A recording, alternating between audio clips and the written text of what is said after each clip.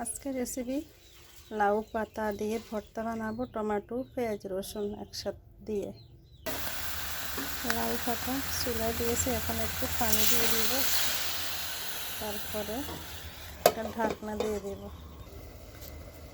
ভালোভাবে সিদ্ধ করে নিয়েছি, এখন উল্টে পাল্টে দেব। কড়াইতে সরিষার তেল দিয়েছি, কিছু শুকনো মরিচ কিছু কাঁচা মরিচ দিয়েছি, টমেটো দিয়েছি, সিদ্ধ করা পাতাগুলো দিয়েছি, নেড়ে ছেড়ে বেটে নিয়েছি, তুলে নেব। ওগুলো পাটা নিয়েছি, এখন বেটে নেব। ভর্তা বেটে নিয়েছি, এখন একটু সরিষার তেল দিয়ে দিয়েছি।